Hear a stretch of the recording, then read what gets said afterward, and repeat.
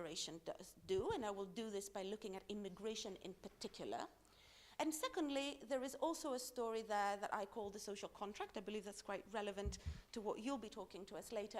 It has also got to do with people's broader disillusionment with the policies. Then the potential to vote for the far right becomes less. Okay, so basically mediating the risk of unemployment puts people off the far right.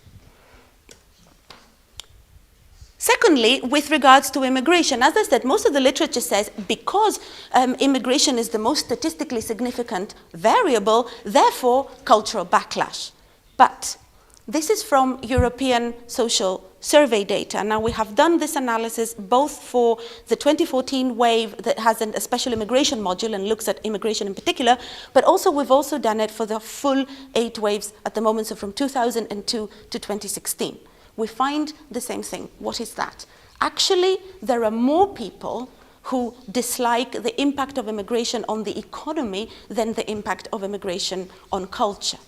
That means that immigration is not simply a cultural variable. We shouldn't equate immigration to a cultural backlash. A lot of the voters at the demand side level that vote for far-right parties or that have anti-immigration sentiments might be doing so because they consider immigrants to be competitors in the labor market. And as I'll talk in quite a bit later when I look at the supply, this is reflected in a lot of the party's discourses. British jobs for British workers, I'm sure you've seen that, or immigration equals unemployment, that's Marine Le Pen's thesis. So there is very much an economic element to immigration, okay? So you will see here the percentage is higher.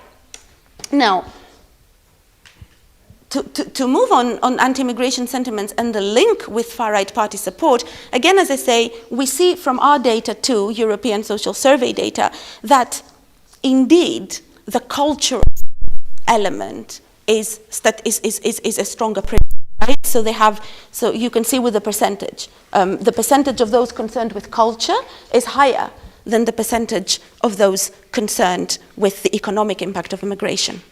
But if you look at the top column, which is the numerical point, actually the statistical significance does not necessarily mean substantive significance. In numerical terms, those who are concerned with the economic impact of immigration are a bigger group. Not massively bigger group, but they are a bigger group. This in essence means that the far right, in order to get more votes, it needs to extend between its secure voting base. It needs to mobilize beyond those who we call the culturalists, those who are really concerned about culture. If it doesn't mobilize those really concerned with the economic impact of immigration, it will never get enough votes to pass the threshold to basically be really a successful party. So the economy is, if not as important, more important than culture in mobilizing sentiments against immigration.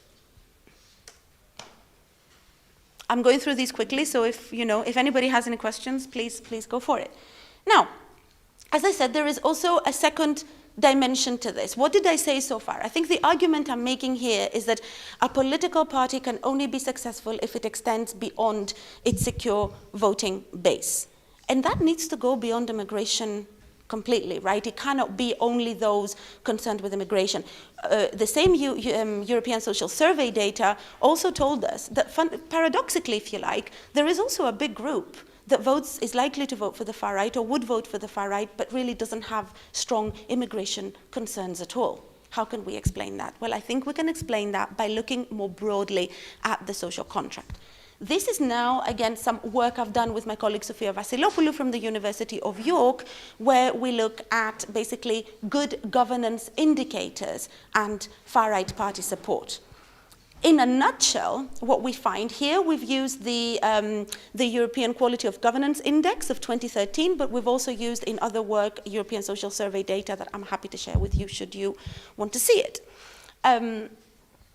What did we find? We found that actually, and this is again, there is an indirect mechanism there, again linked with the extending the voting base. In countries with high EQI, so in countries where governance is better, okay, those who support the government are far less likely to vote for the far right. In other words, in countries where the quality of governance is considered to be good, these parties are less likely to extend beyond their secure voting base. The parties are limited.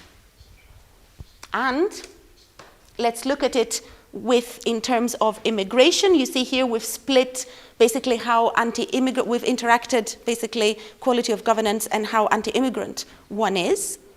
Again, what do we find? We find that in countries where the quality of governance is considered strong, where citizens believe in the quality of governance and of institutions, those who don't hate immigrants, right, the ones that are sort of skeptical and the ones that are more favorable to immigration are much less likely to vote for the far right. So good governance mediates the extent to which citizens who potentially could vote for the far right but are not the secure voting base of the far right would possibly go to these parties. Simply, when your quality of governance is considered to be strong, the far right will not extend beyond its secure voting base.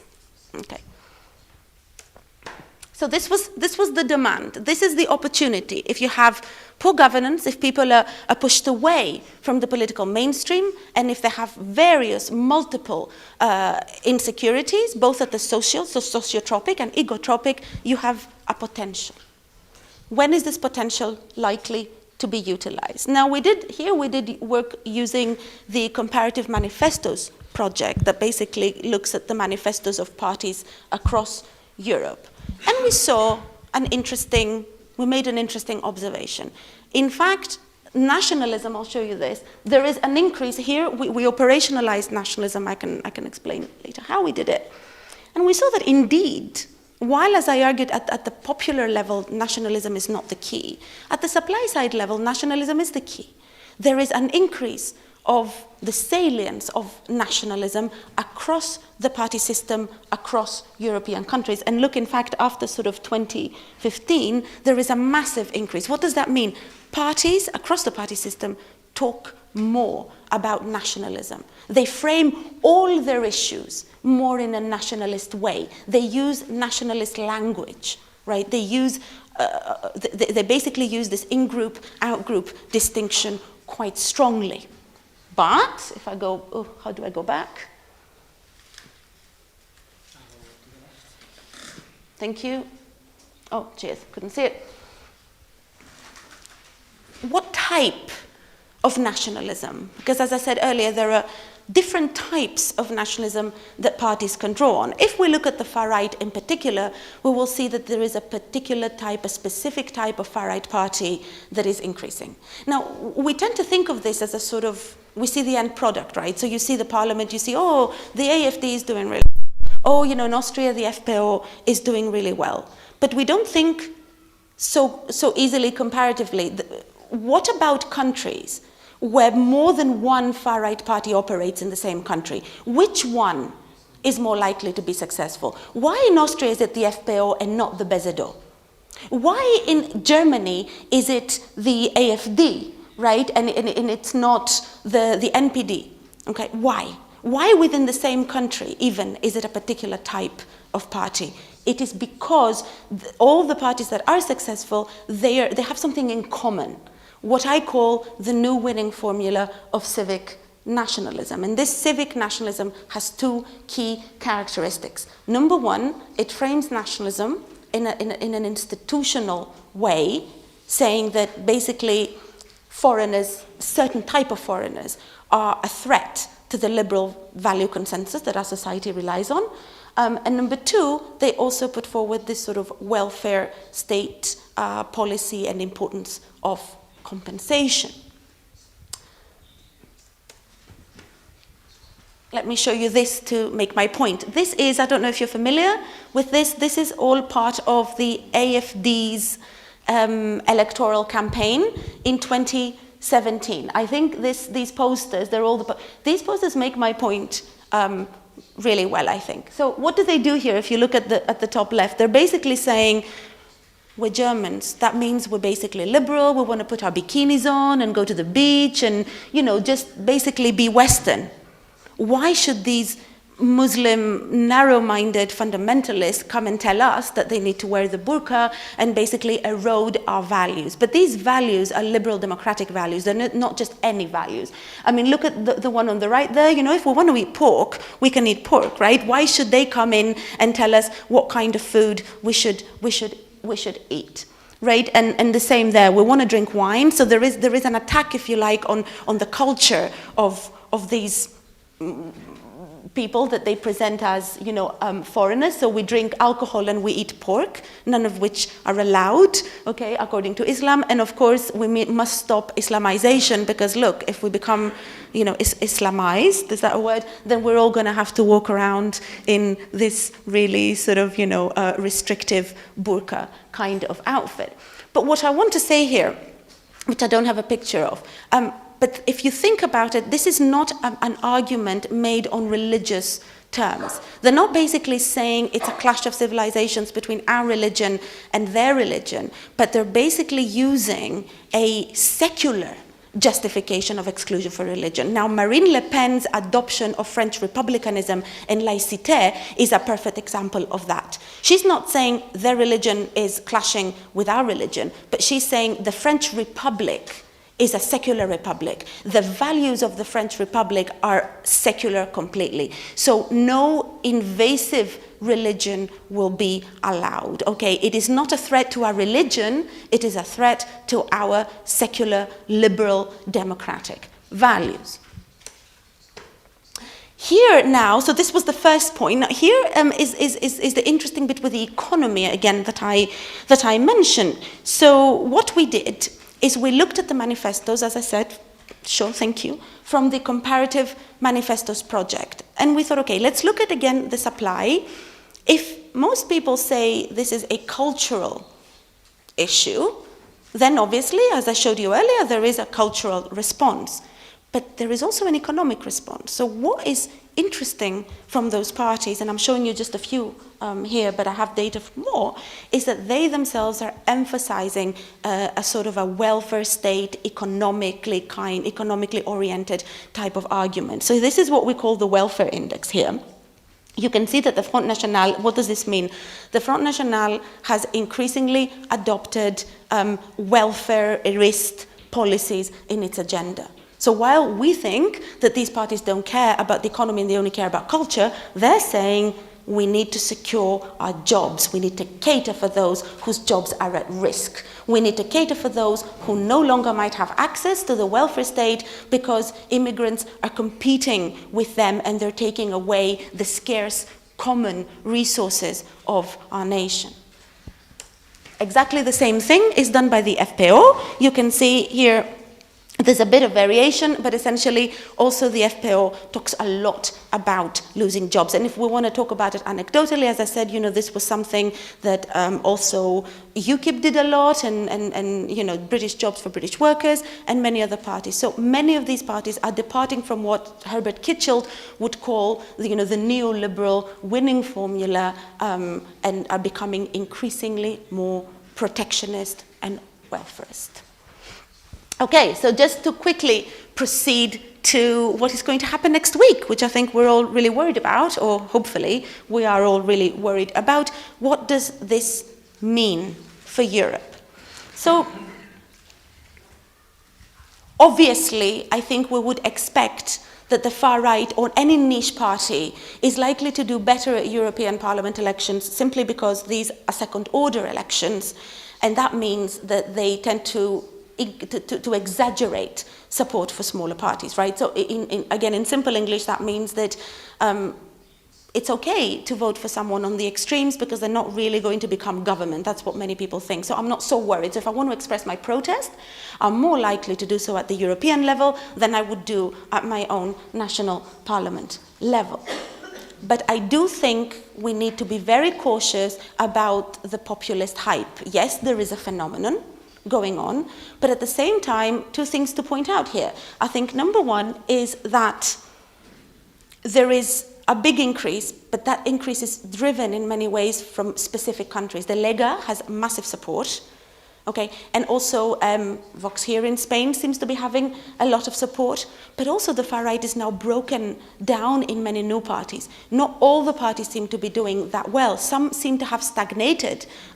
Look at Scandinavia, some parties in Scandinavia, even the Front National is not expected to do as well. So I think we need to look at variation more than we need to look at the linear rise of these parties. And also key, and something I've been talking a lot about recently, is how the extent to which they will be able to forge a coalition at the European Parliament level.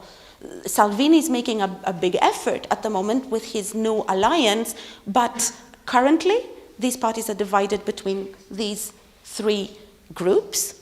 They've always been divided. It has been very difficult to forge alliances in the past. These parties are a big umbrella group that consists not only of the Western parties that I talked to you about, but also of Eastern far-right, European far-right parties that are very extremist, that might employ violent tactics. Look at the Greek Golden Dawn. I don't know if you're familiar. They're currently undergoing trial for murder, grievous bodily harm, and maintaining a criminal organization. And they're also in the parliament right now. Nobody wants to join nobody wants them in their European Parliament group because they are seen as extremist. So there is a fundamental paradox in trying to promote nationalist policies through a transnational platform. And I think that says a lot about the extent to which they will be able to actually forge a successful coalition at the European Parliament level. I just want to show you very briefly, because I know I need to be finishing, just these have actually changed. I saw this morning, but I didn't have time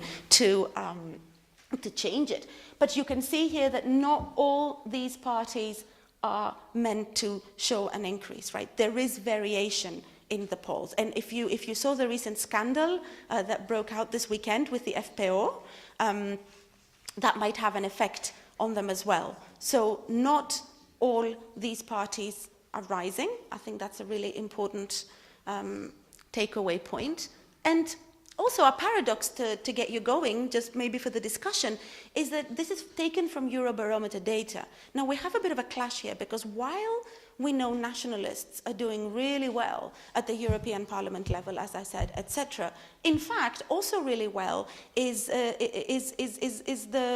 belief, the trust of people in the European Union. So this is a Eurobarometer question, do you think the European Union is good? Or I can't remember the exact question.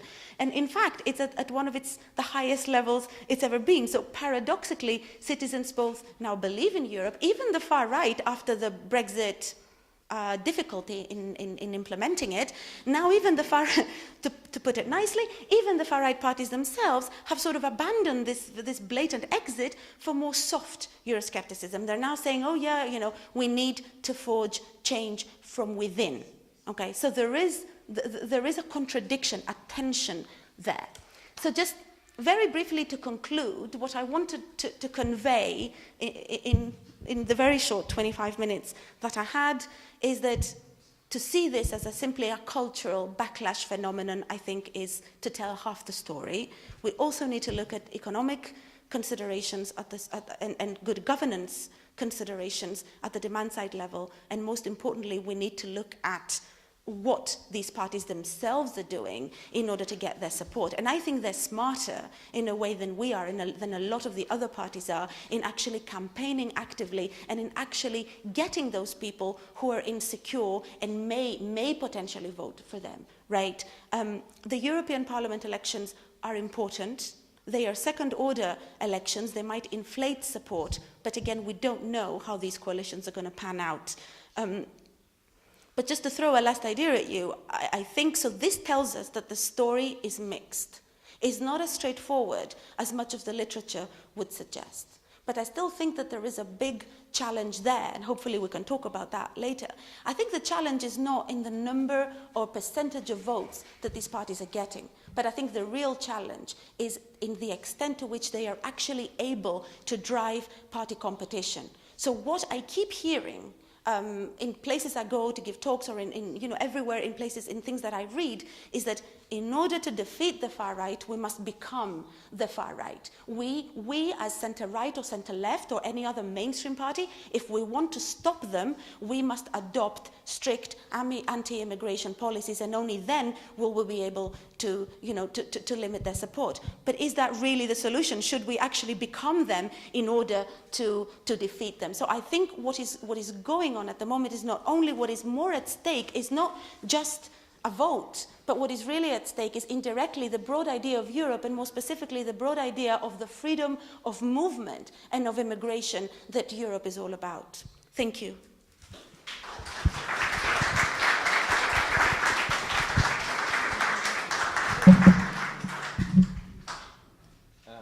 So does this not work, this one here? Yeah, it works. Why was I holding this one? Because it would be easy for me when I show pictures, I think. That's it. This thing did not work, is that right? You just need to have that in there. Okay. Yeah, excellent. Very good. Okay, thanks a lot. Okay, great to be here. Thanks so much for this very nice introduction and inviting us here. It's been wonderful. I had a full day here in Barcelona, so I am ready for the night. I understand that life doesn't really begin until 8, 9 o'clock at night, when Swedes are usually safely tucked into their beds, getting ready to work very hard the following morning. You guys have a better idea, I think. Well, I want to, in many ways, connect up to what Daphne has been talking about. And I will try to put a slightly different twist, but I think in many ways, I think we agree in many elements of the analysis. And I want to speak not least about this notion of the social contract. One of my big quarrels with the contemporary political discourse in Europe is this tendency to go into this single-minded good against evil discourse, right, which we see. This new term, liberal democracy, right, which has become very common as a way of judging the people who are not liberals, which means being good. In fact, I think the problem here is, to a very great extent, that sort of the do-gooders, I mean, those people representing the center-left, center-right parties, have created this situation by essentially giving a walkover when it comes to the social contract.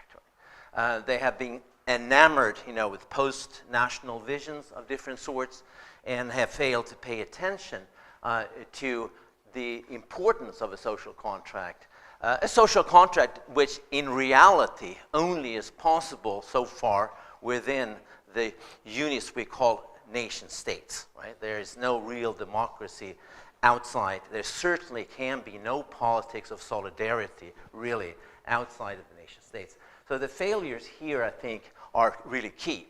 And one way to enter this discussion then is to talk about Sweden, which is of course, a particular case, and I'm an historian, so I tend to kind of look at the particular cases perhaps more than trying to generalize more broadly. But the Swedish social contract and Sweden as an example is interesting because we see in Sweden this interesting double commitment, both, right, to the national welfare state, national community, national solidarity on the one hand, but also a very deep, an extraordinarily deep investment, actually, in being a moral superpower at the global stage, right? So there is a very strong tradition of both internationalism and nationalism in Sweden, which makes it a very interesting case, given these kinds of tensions that we're all living through right now. Now, to understand Sweden, there's two concepts that I use, and I will explain shortly what I mean in more detail. One is statist individualism. Statist individualism, it tries to capture institutionally what the Swedish social contract is, namely a very strong alliance between individual citizens and the state, predicated, as we'll soon see, on very, very high levels of trust in society, both social trust and confidence in common institutions. So we have organized a society according to that principle. But at the same time, Sweden has for a long time been a democracy. So we can't blame the way we built our society on trigger-happy social engineers In fact, we've been voting for this society for a very long time. So to explain, right, why that is the case, we also have to understand it from an existential point of view. And for that, then, I have introduced this notion of a Swedish theory of love, which what it says ultimately is that Swedes tend to prefer to have even their personal relationships built on equality and voluntariness rather than of having duties or being inscribed into some kind of a forced social structure. So I'll talk a little bit more about that. But first, just two pictures that will illustrate what we can think of as a Swedish peculiarity. There are many Swedes in Sweden who think Sweden is normal in some sense, but there's no empirical evidence for that. Sweden is a very bizarre country, but it's bizarre in some interesting ways. So this here are trust data from Europe. It's based on a classical trust question, which has only two options. Either you say you trust people in general, or you say you can't be careful enough in dealing with other human beings. It's a little bit more of a somber perspective of humanity. So we see here, if you take Great Britain, that's already been up here, 5th place. It's not too bad, really, when you think about it. So what are we looking at here? About 35% of the population that trust other people. It's downhill from there, you know. France, we're down to about 20%. Swedish neighbors, Poland, down to 10%.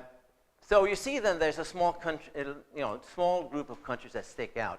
And given now, these are OECD data. These are all countries that are rich, democracies, market societies.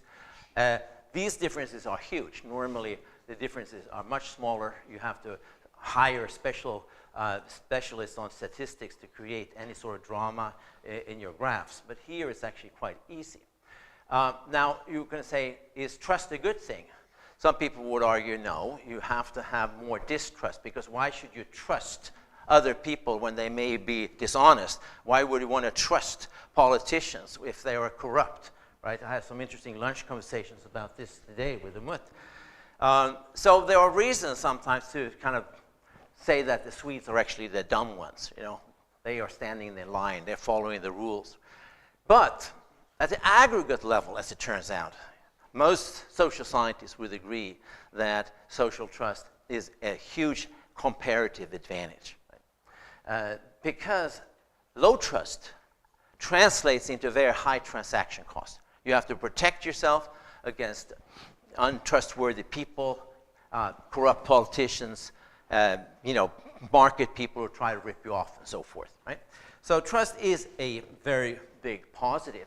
This tends to coincide with some sort of self-flattering ideas that Swedes have about themselves, as emphasizing collaboration, cooperation, consensus, compromise, social values, and so forth.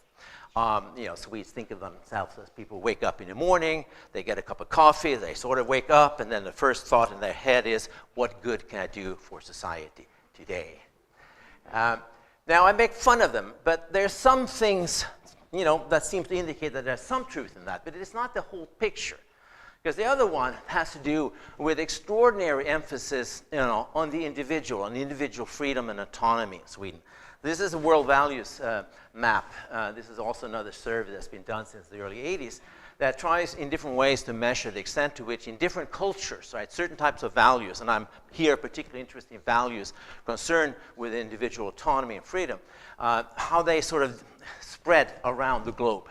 There are two dimensions here. This one here, which tries to measure a tension between so-called survival values here, self-expression values here. This is partly a difference between richer and poorer countries. So in poorer countries, for fairly natural reasons, there's an emphasis on fundamental resources of different sorts, housing, healthcare, schooling, and so forth. Whereas in a richer country, such as, for example, Sweden, you can afford to take most of that for granted, and instead think of yourself as the most important project in the whole world.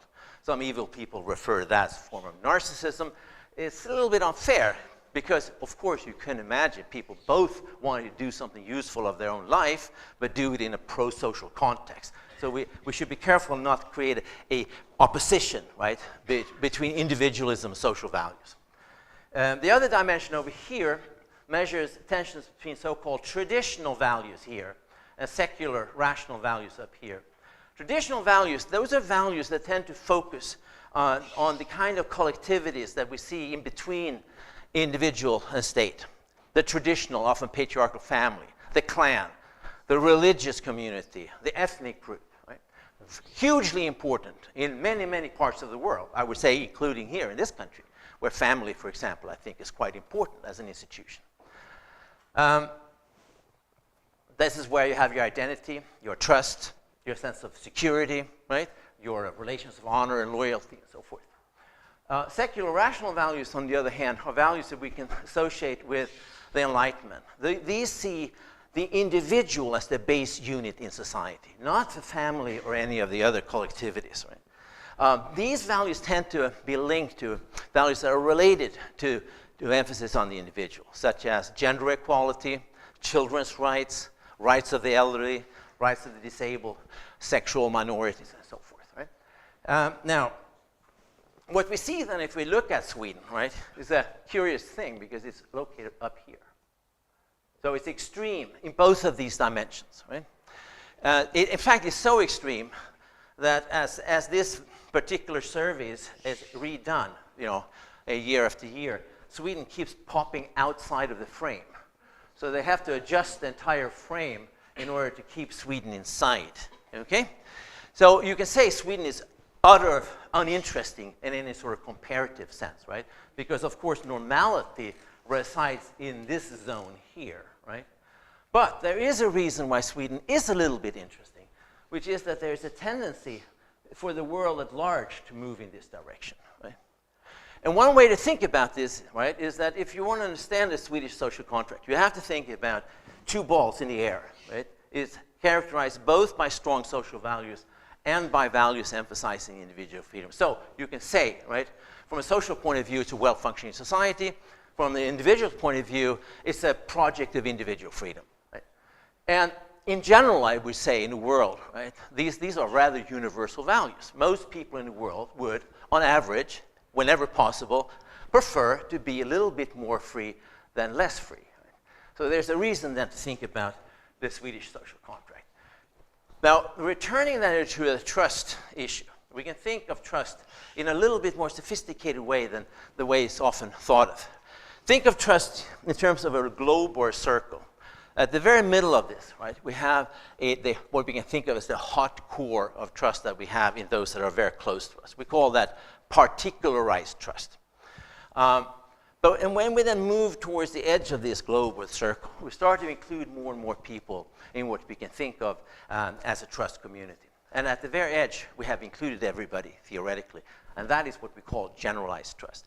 That is what stands out in the Nordic countries. Particularized trust is high as well, but there's nothing unusual about that.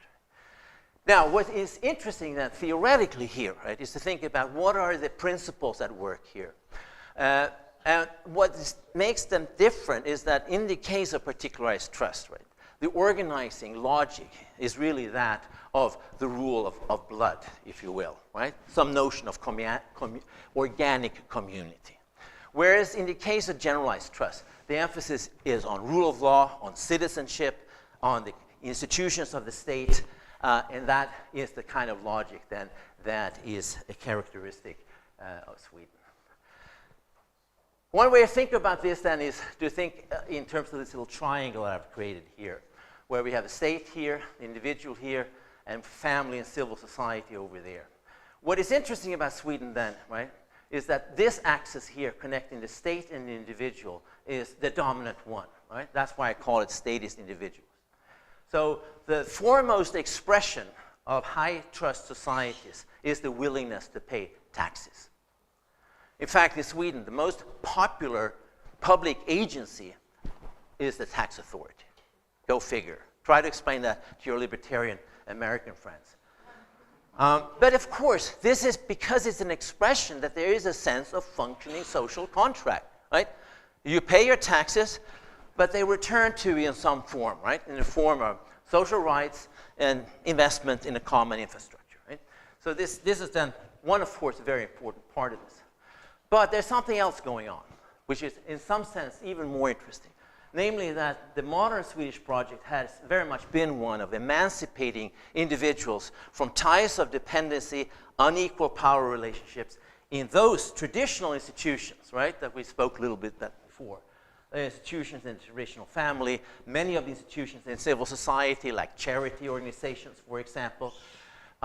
So that in the modern era, what we've seen is a progressive, right, emancipation of particularly those individuals who are less powerful, women, children, elderly, the disabled, and so forth, right? So that today the Swedish family is something which we can think of as a form of voluntary association, right? You often still have a man and woman involved, but they are autonomous individuals. Both are expected to work. They pay their taxes individually, and they see the same pattern with respect to children and to the elderly. We moved in the 1970s away from having the primary responsibility for the elderly with their own grown children to the state. Now that might sound a little inhuman, right? But if you ask elderly in Sweden, what do they prefer? To be dependent on their own little darling children, or, right, on public sector provision, right, of care? The odd answer is that they would prefer to be dependent on the state. Now, one possible, right, answer to that is that they might know their children really well. But that's a little evil of me, because if you ask a different question, would you like your parents to come to visit you? Almost everybody says yes. And that's the heart of this Swedish theory of love, that Swedes tend to not be so asocial or inhuman, but they prefer those relationships, right, to be built on voluntariness and equality. Right? So that, you know, is a crucial thing. Now, I could keep talking for a long time about the United States and Germany here, but I will not, because we don't really have the time for that. But I want to go back to the question of rule of law. And also, this is an important picture for understanding where we are today. This is an election poster by the Social Democrats in the 1930s. This is a time not so unlike our own time, coming out of a deep economic crisis and a politics, right, very polarizing politics, where these kinds of right-wing parties that, you know, exemplified by the Nazis in Germany, fascists in Italy, and so forth, but they were really all over Europe, right? And you had your own little episodes here as well. Now, Nazism or right-wing ethnic nationalism never made it in Scandinavia, even though it was an ideology that actually glorified the Nordic. Hitler, in fact, was extraordinarily disappointed, right, by the lack of enthusiasm shown by the Nordics. Right? How do we explain that? Well, this election poster, as you notice, it has the color of red for the socialists, and then the colors of the Swedish flag. And this represents what was the difference between then and now, namely a robust democratic nationalism, which was shared by both liberals and social democrats in Sweden at the time. They weren't messing around. They created their own national narrative. The way of the Swedish people is the way of popular freedom and democracy. And then they have a ladder here which shows their historical understanding of where they come from. They themselves, of course, are the last and ultimate step up here. That's the leader of the Social Democratic Party. But the first step is a figure from medieval Sweden who represents this principle of rule of law. You see this guy here, he's standing with his foot on a sword, right? Because he represents the fact that the law always is above sheer power, right? And we were interested in seeing how this is playing out today. So in this trust project that Umut mentioned, we had this question, which was, what is important to be counted as a Swede? This is today.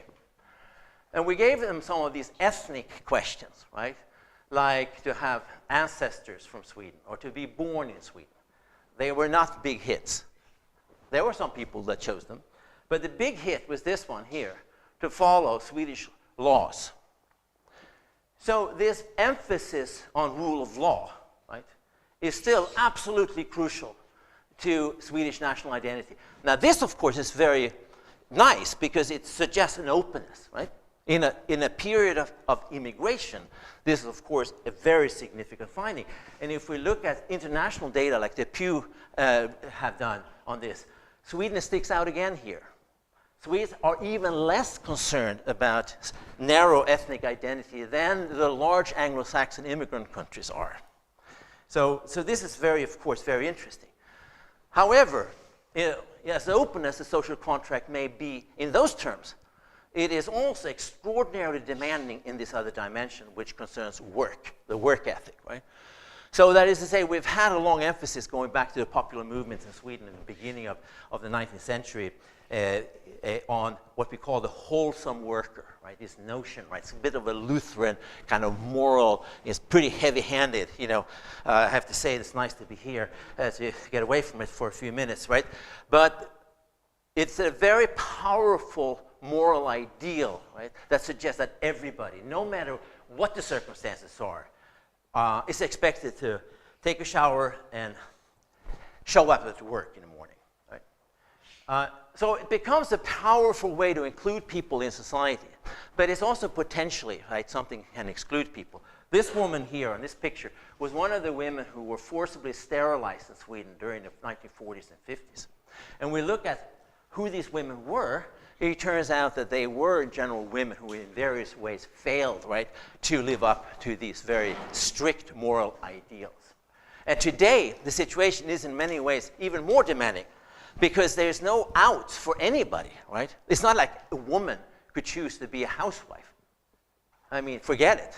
The pension system, tax system, everything like that, you know, makes that impossible, even should there be some solitary Swedish female someplace who would like to be a housewife, right? There are a few signs of them, but I'm sure they exist somewhere. But the problem today, of course, is not women. There are two groups in Sweden which has a high-octane economy right now with extraordinary rates of people in employment. But there are some vulnerable groups, and the most important one are the refugee immigrants. This is a relatively new phenomenon. Sweden have had very high rates of immigration since the 1940s, but until the 70s, it was labor migrants. So they were sort of introduced into the social contract through work, whereas since the 1970s, we have moved towards a more humanitarian type of immigration. Which, of course, you can defend on moral grounds, but by divorcing connections between immigration policies and labor market policies, of course, that you're going to create problems, right? And which are problems that we have very much right now in Sweden. Now, again, going to our survey here, I was interested to see, you know, what is it that is important to experience another person as trustworthy? And we had, I forced my colleagues who are much younger than me to include this word, you know, skötsam, which means like this well-behaved, you know, worker, right? And they thought I was crazy because they said only old people like you still even know what that means. Right? We have now YouTube, so we don't worry about that. But it turns out that it's still the most popular choice, and it's connected to work and to honesty, right? You know, to provide true information to public authorities about your income, right? To only call in sick when you truly can't work, you know, to work and make your own living. I mean, these are extraordinarily heavy values, you know, in Sweden today. And we see it also in terms of relationship of trust and the position in the labor market, you know. Being in a weak position in the labor market, which is what we see here, you know, has a negative correlation with trust levels. Because, of course, the only way into Swedish society is through work. Right? Now, this has been complicated, right, in recent decades, accelerating, I would say, after the 1990s, when the left in general in Europe sort of raises the white flag in competition with neoliberalism, right? So we see this retreat from essentially the kind of the old social democratic ideas, emphasizing social citizenship above all. And we see the sort of the emergence of a new rhetoric around human rights and civil society. But this found, I think, particularly fertile soil in Sweden because already in the post-war decades, Sweden started to elaborate a kind of a secondary form of national identity that emphasizes this notion of Sweden as a moral superpower. power. I mean, it's a very self-satisfied idea, but, you know, Sweden has sort of become known for this. This is the second Secretary General of the UN, Dag Hammarskjöld, probably still one of the most respected ones in that particular group, who himself a very devout religious person, who truly believed in that sense, right, in the equal value or worth of all human beings in front of God, right, which then takes its secular form in human rights ideas. And the second one here is Olof Palme, you know, Swedish Social Democratic Prime Minister, who is well known for his engagement in the politics of the Third World, anti-colonial movements, Swedish development aid. Sweden went very quickly from being one of the biggest, you know, military armies in Europe, in the world, to doing away essentially now with their armed forces.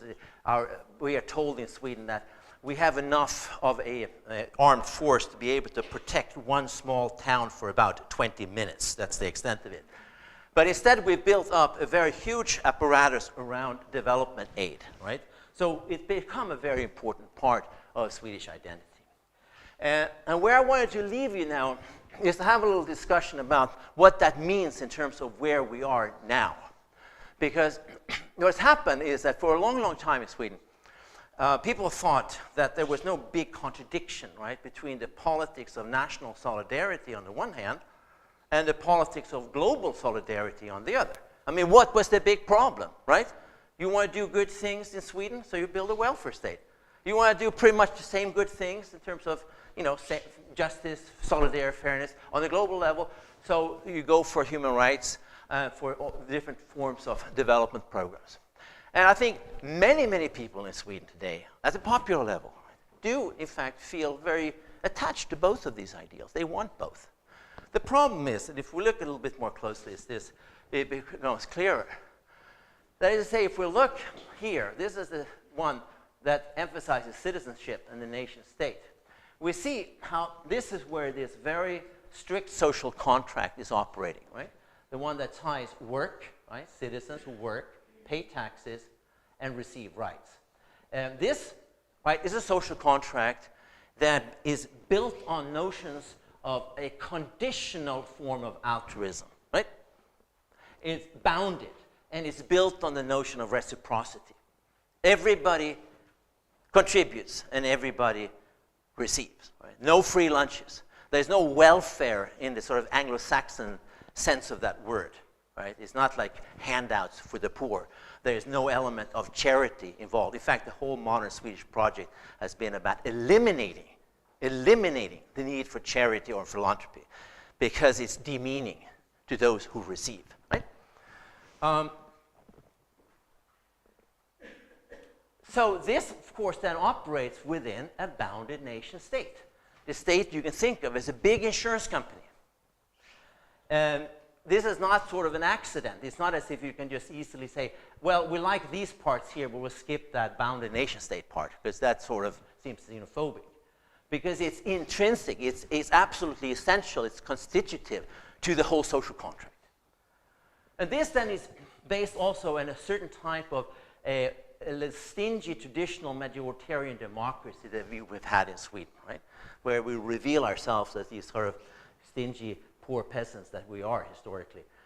So we're sitting there trying to figure out a budget. You know, we get that many taxes in, we have what demands from the citizens, we have to figure out a budget, okay? That's the reality on this side. If we look over here on the human rights, globalism side of things, we see very different principles at work. We're talking about intrinsic and universal rights, right? Human rights are given to you not by virtue of anything you do. It's because you are human, right? And insofar as we are engaging in altruism, it's an unconditional form of altruism, very much based on the principle of charity. If a Syrian refugee enters Sweden from Denmark, the first question, cannot be, did you pay Swedish taxes? Right? It's informed by different moral logic, essentially. And of course, this means also a direct challenge of borders and the state. So we have this new language of human rights, global civil society, Doctors Without Borders, these types of ways of thinking, right, the logic, that then starts to also view the nation state with suspicion. You know, it's a chauvinistic project. We hear welfare chauvinism. We hear talk about xenophobia, even racism, right? So the people who are sort of defending this social contract are then sort of viewed with suspicion, right, for being in some sense not ready, right, to open up their doors. And we have this growth of this notion of liberal democracy, which is very curious, because when I grew up, we always contrasted liberalism with substantive democracy, right? Liberalism, which we thought about in the US, you know, was really about limiting democracy, right? Because the American social contract was built on that very principle, right? Of protecting both individuals, families, civil society organizations from intrusions into the private sector by the state. And that was one way of explaining why you don't have a very well-functioning social contract, Nordic style, in the United States of America. But today, especially among the elites who are themselves castigating their opponents as populist nationalists, right? We see this faiblesse for the notion of liberal democracy, which is very interesting given the fact that it has zero roots, right, in Swedish political tradition itself. Finally, what we've seen with human rights in this sort of later phase is the increased influence of American political culture. And I'm talking here about the juridification of politics. And this, of course, comes from the American civil rights tradition for very good reasons, protecting minorities, particularly blacks in America. And there's many good things to say about it. However, the problem is, since there is no global state, right, there is a mismatch, right, between what is being done here, including, right, signing various kinds of conventions in the name of human rights and other types of rights that are juridified, but they are essentially not budgeted for. Right? Everything that's decided here has to be carried out here. Right? So it introduces yet another field of tension, right, between the logics on this side and logics here. Right?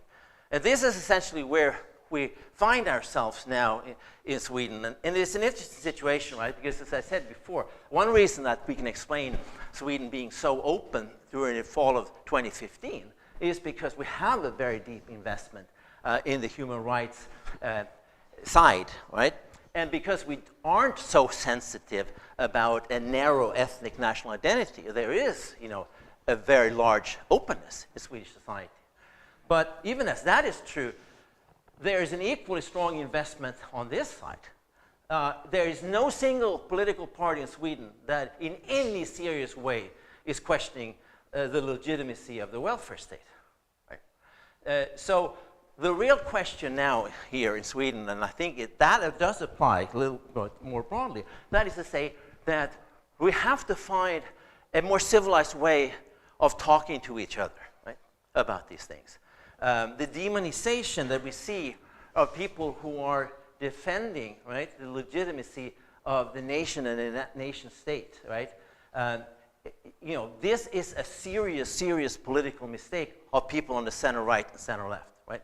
Because it has a lot of legitimacy, and they do not have any kind of alternative answers, right, to the key questions concerning democracy, solidarity, justice, social contract. So therefore, we have to open up a much more, I would say, respectful and civilized conversation across this divide, because there is no principled solution.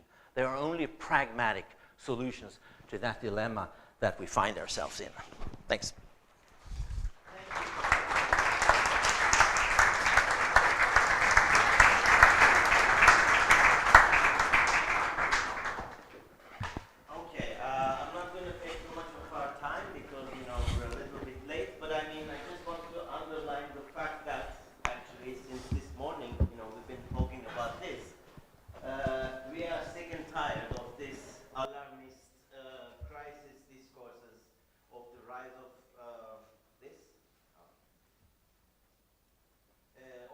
of the far right populists, this and that. I mean, I became more aware of this when I was following the Spanish elections from in the international media, because all that was talked about was the rise of Vox, this and that. Nobody talked about the failure of the right coalition, the decimation of the Popular Party, the fact that in Sweden, in Spain, you know, the left has been actually, you know, making significant gains. Anyway, I mean, what we want to underline here, I think that both speakers, both Daphne and Lars, actually have made a point about this, is the need for a positive story. And the key words or the key elements of this positive story would be not necessarily the nation, but the state and good governance. Because, you know, where it works, where the state functions properly, we see that, you know, the far right, I mean, the need for anti-systemic votes or discontent decreases.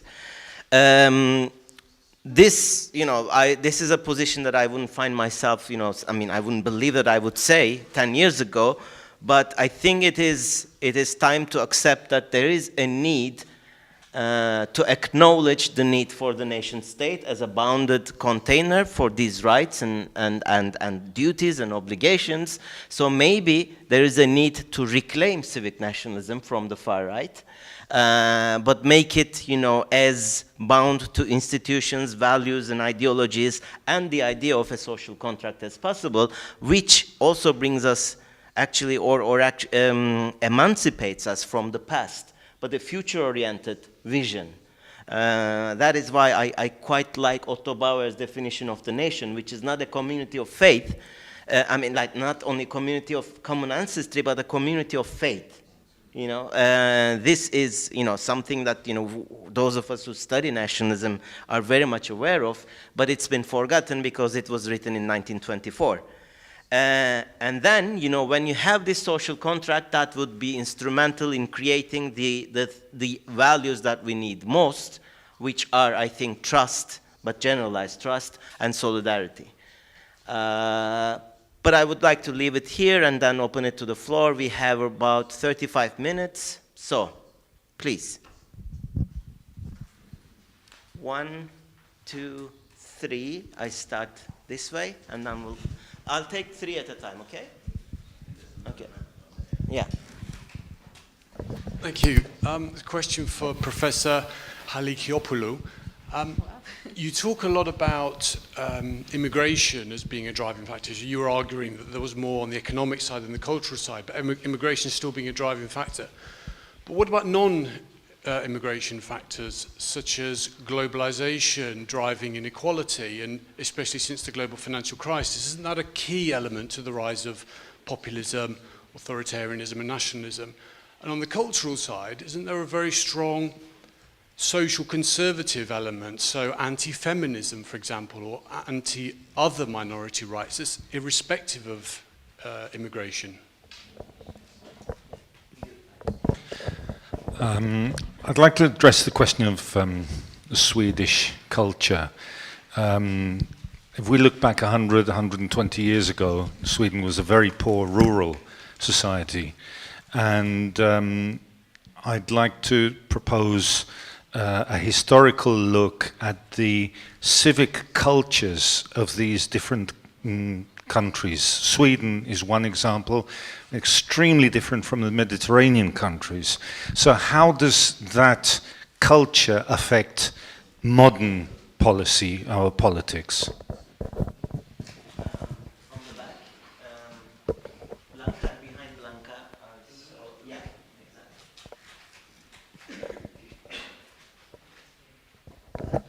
Well, thank.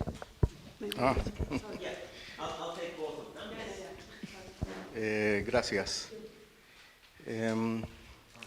Dirigido especialmente a las palabras de la doctora, quisiera recordar que ya con Pep Rivera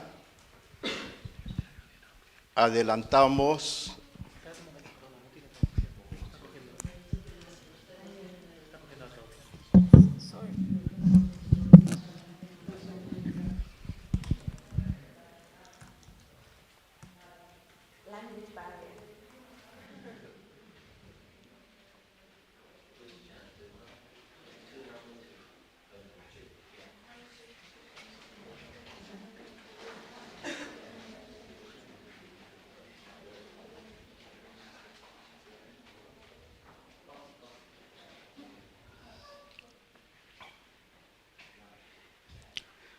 Doctora, gracias. Por coincidencias con su exposición, yo diría que presenta aspectos endógenos de este populismo y nacionalismo y de esta crisis. Pero quiero recordar que ya con una gran anticipación, Pep Rivera trabajó sobre aspectos exógenos que actualmente le están dando la razón. Y me refiero a un trabajo que hice adjunto el año 1986, mientras daba un seminario sobre panamericanismo en una de mis venidas a Barcelona. Di un seminario sobre panamericanismo en la sede de Roger de Llúria y al mismo tiempo trabajé adjunto a Pep Rivera sobre populismos en América Latina. Y el concepto de populismo que trabajé con Pep Rivera supera este populismo endógeno con el que coincidimos con la doctora. Trabajábamos sobre el populismo maoísta en China y el populismo cubano que se estaba difundiendo entonces por América Latina. Yo pienso que cuando hablamos de populismo tendríamos que tener en cuenta el que usted ha descrito, endógeno, y este otro exógeno. Invito a que se busquen los papeles de Pep Rivera donde tiene que haber estos apuntes de 1986. En otra venida mía a Barcelona, el año 1989, sí, trabajamos sobre migraciones y en este trabajo de migraciones adjunto personalmente a Pep Rivera trabajaba Dolores Juliano, directora del Departamento de Antropología de la Universidad de Barcelona, y Alberto López, antropólogo de la Universidad de Barcelona. Yo coordiné este grupo adjunto a Pep Rivera en que trabajamos sobre migraciones. Yo recomiendo que se revisen papeles de Pep Rivera, porque da un concepto de las migraciones como parte del proceso de globalización. O sea, la migración no aparece espontáneamente en Europa, sino que la migración es consecuencia de la deslocalización y de la privatización de las empresas estatales y del capital financiero europeo. Esto lo tengo publicado en PDF, La formación social actual en la globalización. Lo siento que me he alargado, pero quería recordar a Pep Rivera.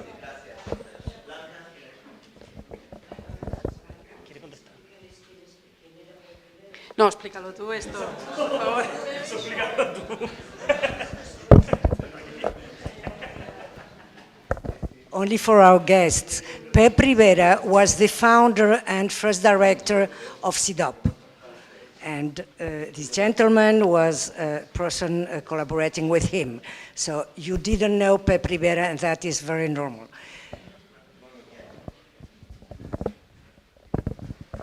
Well, thank you very much. Two quick questions. I'm Blanca Garcés, researcher here at CIDOB. And one question for you, Lars. You explained at the end of your presentation these two, the tension, this growing tension between these two Swedish models, rights logics or solidarity ideals. My question is why and why now? Why this tension and why now? And my second question for Daphne, you refer to these different factors that may explain the rise of populism in Europe. But at the same time, countries, European countries, are quite diverse, as we saw with the Swedish case. So these factors such as unemployment protection, impact of immigration, quality of governance, they differ a lot from one country to the other. I'm thinking about the Netherlands on the one hand, Austria, France, but also Hungary, Italy. So all the factors you refer to are quite different in all these countries. Well, in all of them, we have a rise of populism. So how can we explain it?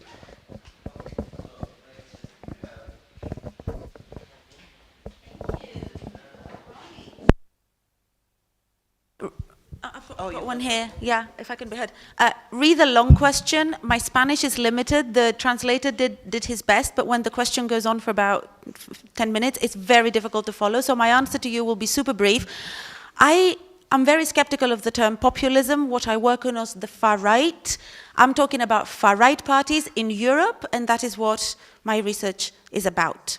Now, the globalization question. This is really interesting, but I think I didn't have time to go into it, right? But this is precisely what the literature is about, right? So the literature is about the substitution of economic cleavages by cultural cleavages, and in a way this is the, you know, the somewheres versus the nowheres, right? So in a way what globalization basically does, it divides the haves from the have-nots, but also, and what defines the have from the have-not is not the traditional inequality as we know it, but it's actually a transnational cleavage of, you know, those who can basically function in the transnational world or not, right? The winners and the losers. So I guess what I was trying to say is precisely what you're saying, that within that cleavage, economic considerations also matter. So that cleavage is not just a cultural cleavage. I do want to emphasize, however, you talked about conservative values, etc. But, you know, I think what we do in a way when we talk about this is that we don't see the correlation between these. Why does a person have conservative values to start with? Surely where you come from, surely the income of your parents, surely the class that you were raised in, surely the school that you went to. So in a way, culture and economy are far more correlated than we would expect. So I say globalization matters, but as I said, I think it matters both economically and culturally, but I think it's not the whole story there. And that way I will go directly to, is it Bianca? Blanca, yeah. Blanca's question about, but that's precisely the point, Blanca, you don't have the rise of populism everywhere. You don't. And this is what comparative analysis allows you to identify. So I think that on the one hand, we have contextually, context-specific issues. On the other hand, we have trends. And what comparison does is it allows us to identify patterns. So you have, the fact that you have certain patterns doesn't mean that they're universal. As I said, Portugal doesn't have it. The negative cases tell us more than the positive cases tell us. Why doesn't Portugal have it? Surely Portugal has people who are really angry with the establishment, right? So the question is why. And I think what I try to say is not to give you, you know, broad just reasons, but to show you under what circumstances these particular causes will interact to create the outcome. In essence, what I told you is that under the circumstances where you have a fertile demand in terms of both cultural and economic insecurities that are enough to drive voters away from the establishment, and a capitalizing supply that will put nationalism, portray nationalism as an inclusive value, under those circumstances you're far more likely to have a greater far-right party. And that answers to you why Portugal doesn't have it, or Ireland. Thank you. And before that, I actually want to add one other thing to the supply thing. It's not only the parties, demagogues, and all of that. We, the academics, the intellectuals, I mean, you know, it looks like a paradox because populism is by definition anti-elite, right? But then there are so many, not only far right, okay, we're not talking about clowns like Steve Bannon, this and that, you know, who is now about to establish an academy in Italy or something. They call it the Alt-Right Academy with the money of Koch brothers. But we're talking about intellectuals, our friends, you know. There's an industry of populism writers right now who are trying to convince us of the basic, like Pulse 101. The people have decided the people should be given what they want. Well, Brexit passed with what? I mean, a couple of 100,000 votes of difference. And who are the people? You know, these are the basic things that we've been talking about for so many years. But now we have this thing. A recent, you know, just to prepare a book proposal, I typed in populism on Amazon. The number of forthcoming books, okay, not yet published, was above 300. I think that's a something. I mean, you know, this is a self-fulfilling prophecy in so many ways. Okay, very good. Yeah, I mean, just a little, you know, before I'm going to answer two questions here, but I just wanted to say too that, I mean, what's also deeply problematic with this populist discourse is that it seems to also tend to veer off in a direction which I find problematic, which is to suggest that the parties that you agree with are democratic and the ones you don't agree with are populist.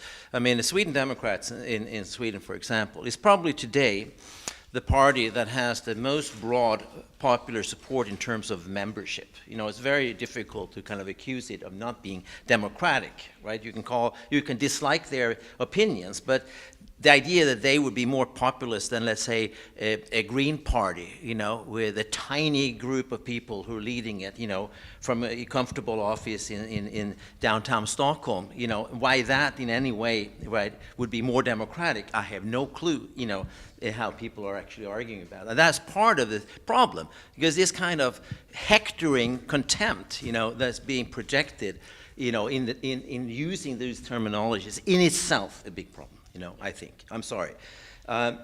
So there are two very good questions here. I'll start with your question about historical roots. I think it's a very good question. I was sort of glossing over that in my presentation because I didn't really have the proper time to go through it. We historians tend to talk a lot about sticky structures, right? You know, things that are of long durée, right?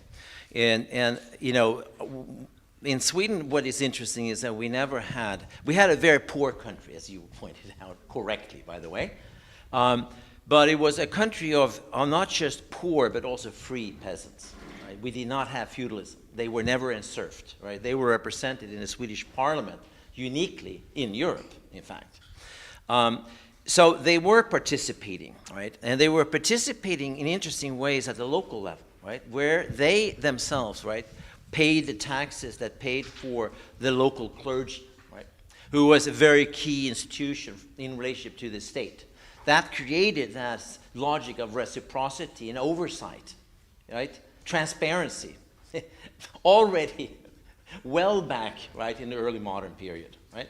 So these are very long-standing practices that are relevant, right, to understanding what we see today, right? I hope that was a partial answer to your question, right? But I like your question very much, and we can talk more about it. But I have to stop there with it. But it's a very good question, and I would add to it, right, that is also one explanation why we don't like charity, right?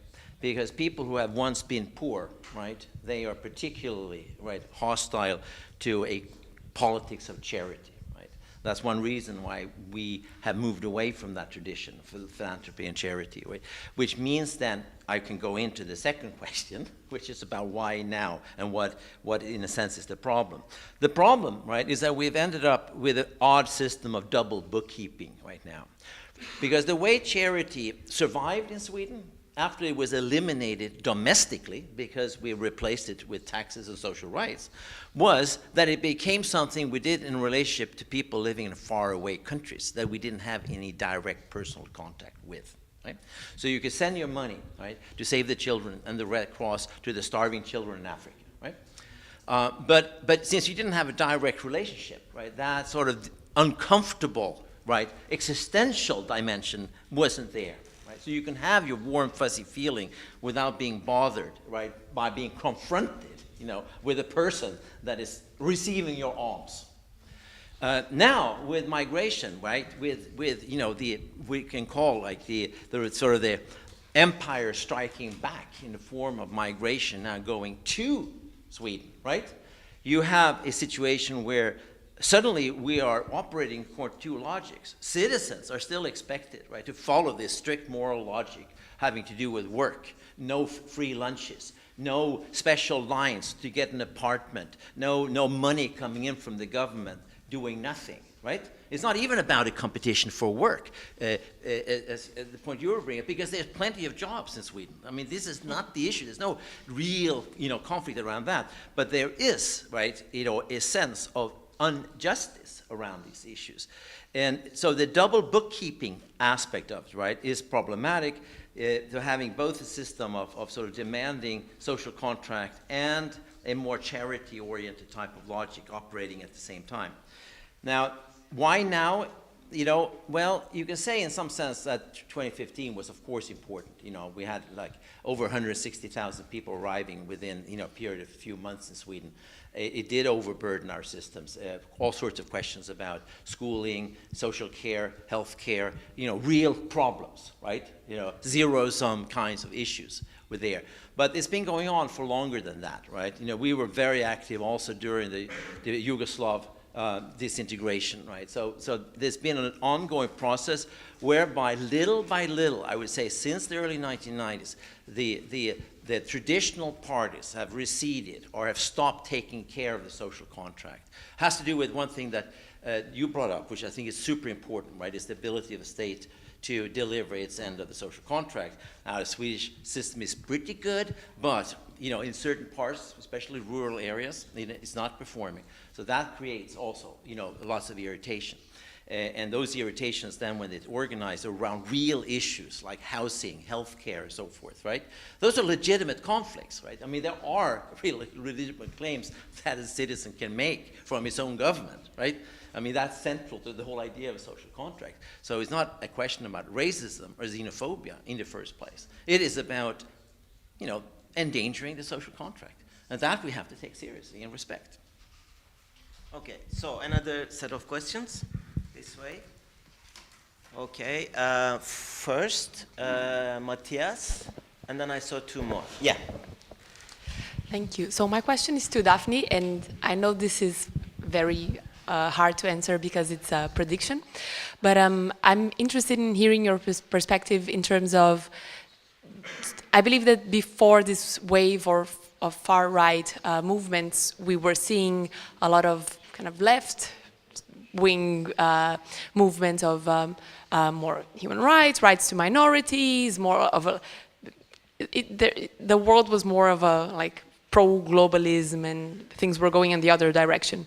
So my question is, in the kind of near future, so maybe not this election cycle, but in 5 to 10 years, do you see the trend moving more towards far-right movements? Or do you think that we've seen kind of the peak of these movements and we are now moving towards more of a centralized or left perspective?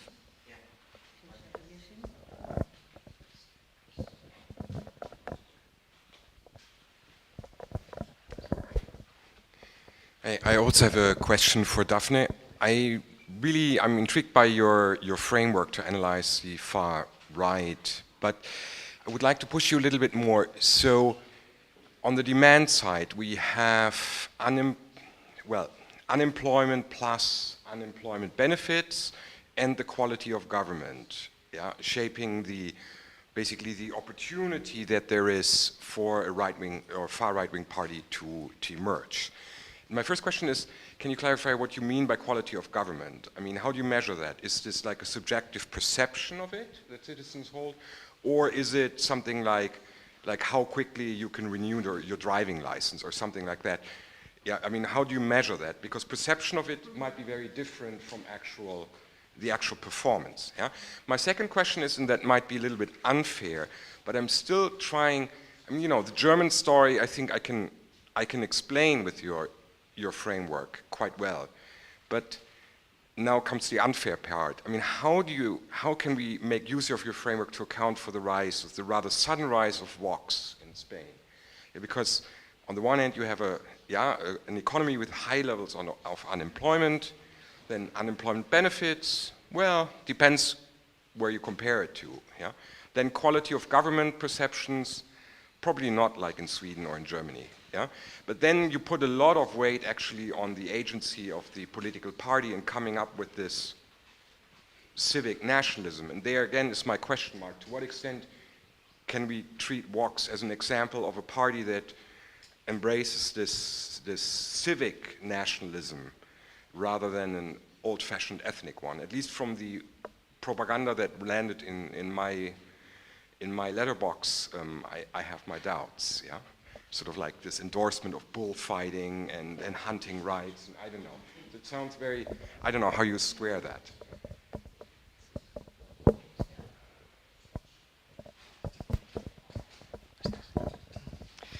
My question is to Professor Trägårdh.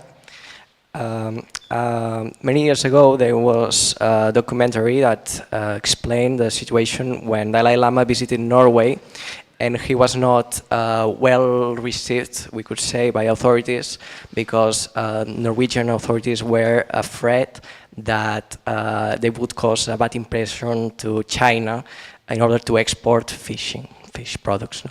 In case of Sweden, Volvo car manufacturing company has been acquired, I think, a large part of shares by a Chinese car manufacturing company. Do you think that the influence of China in the world, and especially in Sweden, is going to affect the treatment of human rights that is projecting Sweden all over the world? Thank you. Thank you. Really quick question to Professor Daphne. I was puzzled by several different things that you mentioned, but I would like to ask you a really specific question.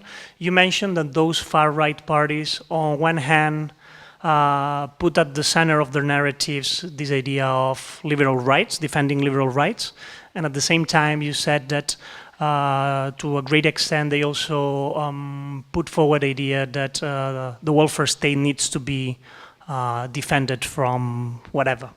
The thing is, then from a methodological perspective, what is that they make them still a right party? Because it seems to me that both things combined are like really difficult to be attached to right-wing ideology. So to what extent defending the welfare state on one side and the other side defending liberal rights make them still being labeled as right parties? Thank you. Thank you very much. Excellent questions. I'll go in order of the actual question. My predicting the future sort of crystal ball is unfortunately a little blurry. So it is a difficult question to answer, because the simple answer to you would be I don't know, and not because I haven't done enough work, but because we can't know. But I'll tell you one thing. I think that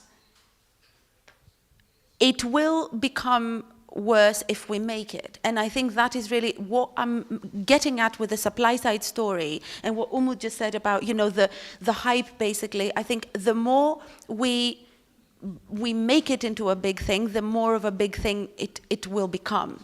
So I think we need to, put the limit there into trying to understand what this is, and to what extent it can be, to what extent it has limits too, because it's not just a linear. I think the fact that I showed, it's not a linear trend that is important in itself. So hopefully it won't go too far. Matthias, excellent questions. So first, the unemployment and unemployment benefits was just one part of it. That's not the story, right? So I think in the broader research that I've done, economic insecurity is measured in many ways. So there is a relative deprivation as well, and I think that's the point. So a lot of people trying to counter the economic argument say, but it's not the unemployed. Therefore, economic insecurity doesn't matter. Well, it does, because if you look at questions of, do you feel that, that you're worse off than you were previously, or things like that, they're also significant.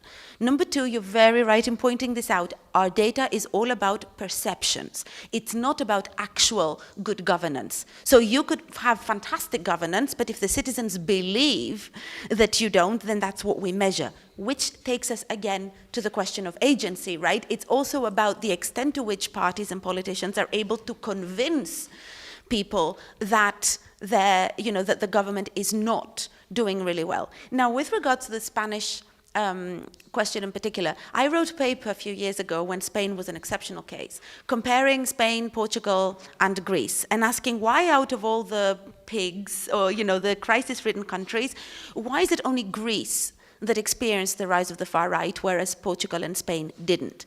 And our finding was that actually what Spain and Portugal had that Greece didn't have was faith in the social contract, right? So we found that the party systems didn't collapse in a similar way. So without claiming expertise in Spain, which I don't have, I would say that after a point as well, and it takes us back to your question, the case, it becomes also out of hand, right? So the agency matters more because these parties also imitate each other. So when all of Europe has the far right, now even in countries that don't have the far right, you can convince people and say, but look, it's legitimate everywhere. Therefore, you can have it here too. So I don't think we can see them in isolation anymore. I think that the comparative element, again, one party's success influences another party's success too. Now, your excellent conceptual question, thank you so much. Now, why are they still on the right? I define far-right parties as parties, I don't use Kasmuda's definition actually, I define far-right parties as parties that basically put forward nationalist solutions to a range of socioeconomic problems. So what distinguishes far-right parties from other parties is basically the extent to which every single policy they have is justified on the basis of nationalism. So what's your policy on immigration? Oh, our nation can't handle foreigners. What's your foreign policy agenda? Oh, we need to secure our national borders. What's your welfare state policy? Oh, we need to make sure that the in-group is prioritized over the out-group. So I think while they do have a civic nationalism, it's still nationalism, and while they have welfare, it's still, the justification of the policy is still on nationalist grounds. And may I also remind you that, you know, actually Nazism is National Socialism. Actually, they were also statist and welfarist, so I don't think that that is contradictory. Thank you. Lars, anything? Well, I mean, you know, when I listen to you, I'm just kind of curious why you call it right. I mean, are you saying that social democrats then who believe in the welfare state are right? I mean, because you can think of them as democratic nationalists? No, that's not what I'm saying. Because it sounded like you were defining, you know, right as people who are thinking in terms of nationalism. Because, I mean, doesn't that tend to exclude the possibility of a left-wing nationalism? Okay, but why would nationalism then be constitutive to your definition of right? We can talk about it later, but I'm just confused. I don't understand why you bringing them together like that, right? Because I don't see there's, because that's why I like the question, right? Because if what you are saying is that you stand for, I mean in Sweden, you can say we've fought for many decades, right? Maybe a century, right? To achieve certain things, you know, in our social contract, you know, among them, right? So things like gender equality, for example, right? So this is important enough, right? That's something which we hold dear and that we want to keep, right?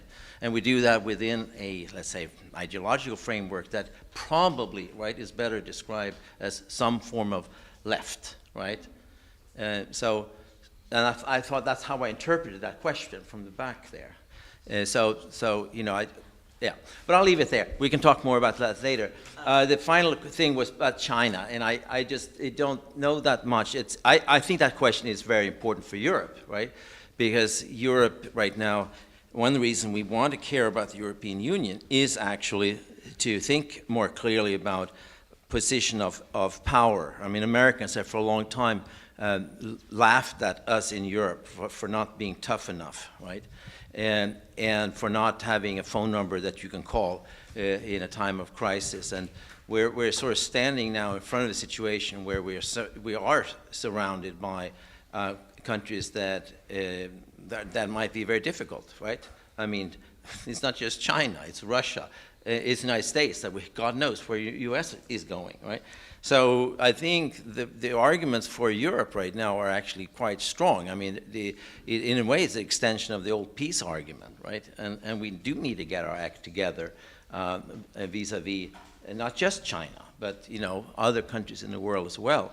So hopefully, I agree with you, Umut. I think we may be going into a more positive mode, right? And the statistics about supporting the European Union, and maybe we're all exhausted from fighting about all of these things. Fight for a good cause. Exactly. So, thank you. We're supposed to finish at 8. I'm really sorry. It's only 2 minutes till 8. Okay. Am I allowed to respond? Yes, and then I have to take that question. Okay. I'll be super, super brief, but I feel I have to respond to this.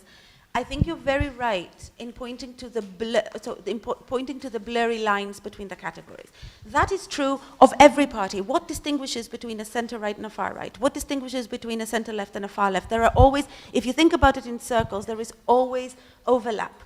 What about the horseshoe theory? The far left could also be very similar to the far right in many respects. But I think it is essential. It's great as academics that we have this discussion, but I think that it is essential that we're able to, if we understand, sure, categories are malleable, absolutely, and they are flexible, but we need to have them, because if we can't define the dependent variables and the independent variables that we are looking at, we can't map the phenomenon. If we, at the end of the day, you know, these parties are far right, and I think, or we can have a discussion about it, but I think we do need to delineate between what we call far right and what we don't, otherwise we can't move forward. We can't have a debate, we can't have an analysis, and we can't look at the causes of something if we don't know what that something is. So I do think that that's constructive to an extent. Okay. Please, and now we're finishing. Yeah. The question asked over here about regarding the left and right thing, and maybe Southern Europe compared to Scandinavia. By the way, I'm Trägårdh, Spain correspondent for Denmark. The thing is, at least in Denmark and maybe in the other Scandinavian countries too, the xenophobic right has been created by basically social democratic voters who want ourselves first.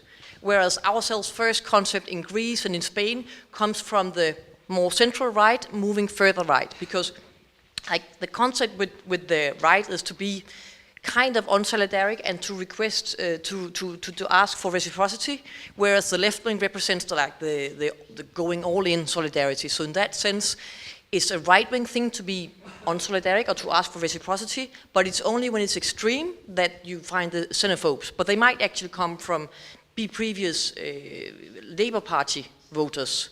And that's a particularity about Scandinavia. Okay, that's a very good point. It's the same phenomenon in Sweden.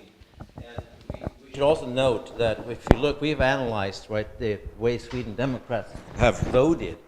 And it turns out that if you break it down to traditional left or right, forget about thinking about nationalism or populism, anything like that, just like voting in traditional left-right, Sweden Democrats have voted until recently, it's just starting to change, right, voted much more to the left, right, than to the right. So it becomes difficult to kind of categorize them as left, unless you, and this is my argument, you boil right into nationalism, right? Which then you haven't understood, at least not that much about the politics of Scandinavia, I would say, you know.